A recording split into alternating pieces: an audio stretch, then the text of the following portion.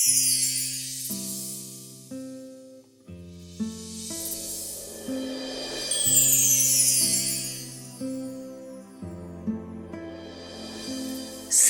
कौमार्य यानी पवित्र जीवन में रहने वाली दादी कुमार का दादी जी का लौकिक नाम रामा था, लेकिन ब्रह्मा बाबा दादी जी की कोमल और पवित्र जीवन को देखकर उन्हें बहुत प्यार से कुमार का कहकर बुलाते थे।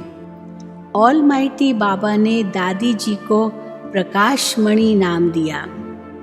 दादी जी लाइट माइट से संपन्न, चमकती हुई मणि समान पूरे विश्व में अपने दिव्य प्रकाश की किरणें बिखेरती रही। बाबा से मिला हुआ ज्ञान दादी जी के जीवन में प्रैक्टिकल दिखाई देता था।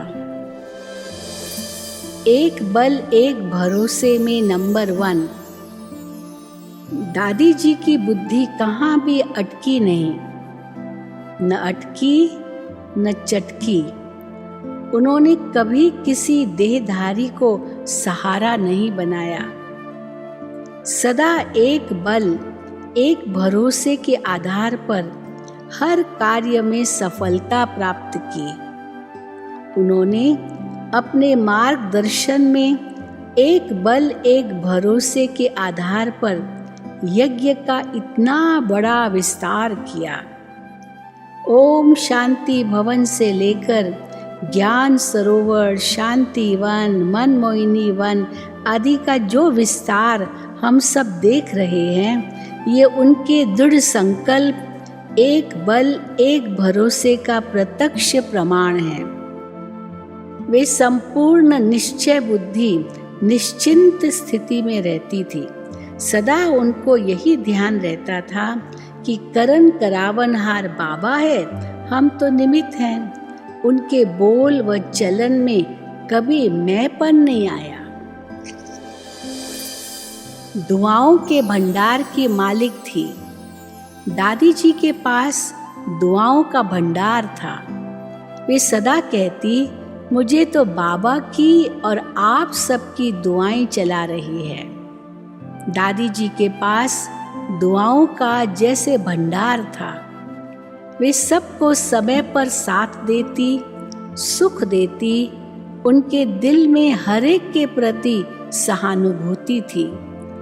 उन्होंने अपने संकल्पों को सदा शुद्ध और श्रेष्ठ रखा, इसलिए दुआएं जमा होती रही। अंतिम समय भी शरीर के हिसाब किताब को दुआओं के बल से सहज पार कर लिया। उन्हें कभी दुख दर्द की महसूसता नहीं हुई। दादी ने अपने कर्मों से, गुणों से, संबंध से, सच्चाई सफाई से सबकी दुआएं ले ली। दादी हमेशा कहती थी, मुझे तो बाबा की और आप सबकी दुआएं चला रही है। जिसके सिर पर बाबा की दुआओं का हाथ है, उनका सिर कभी भारी नहीं हो सकता। वे सदा बेफिक्र बादशाह रहती थी। मुरलीधर की मुरली पर अधिकार। बाबा जब अव्यक्त हुए तो दादी जी के ऊपर ज्ञान का कलश रखा और दादी जी को मुरली सुनाने का जैसे अधिकार दे दिया। दादी मुरली को अंदर में समाकर ऐसा सुनाती थी जो सबको ज्ञान डांस करा देती थी। मुरली से ही सबके दिलों को जीत लेती।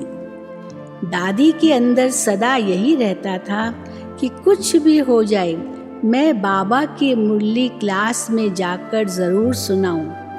दादी ने अपने नाम से बाबा का नाम बाला किया। सदा यज्ञ स्नेही और यज्ञ रक्षक।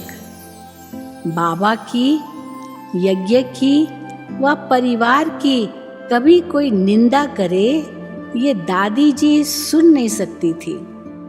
दादी इसे महापाप समझती थी। दादी सदा यज्ञ रक्षक बनकर रही। उनकी बुद्धि में सदा यही रहता था कि ये यज्ञ हमारे यज्ञ पिता का है, इसकी हम सबको मिलकर संभाल करनी है। कोई भी ईश्वरीय नियम व मर्यादा का उल्लंघन कर यज्ञ की व यज्ञ पिता की कभी निंदा नहीं करानी है। अगर कोई ब्राह्मण कुल की मूल मर्यादाओं का उल्लंघन करता तो वे शक्ति रूप बनकर निर्णय लेती। साकार बाबा ने तो अपने आप सब कुछ करके अपने आप को छिपाया, लेकिन दादी ने बाबा को छिपने नहीं दिया। यज्ञ के लिए, बाबा के लिए उनका अति प्यार रहा। इसी प्यार के पीछे उन्होंने पूरे विश्व को कुर्बान करा दिया। इस महान यज्ञ की दादी ने दिल से संभाल की। यज्ञ सेवा करने के लिए कितनी आत्माओं को लायक बनाया। शिव बाबा का भंडारा सदा भरपूर रहे, यही उनका लक्ष्य रहा।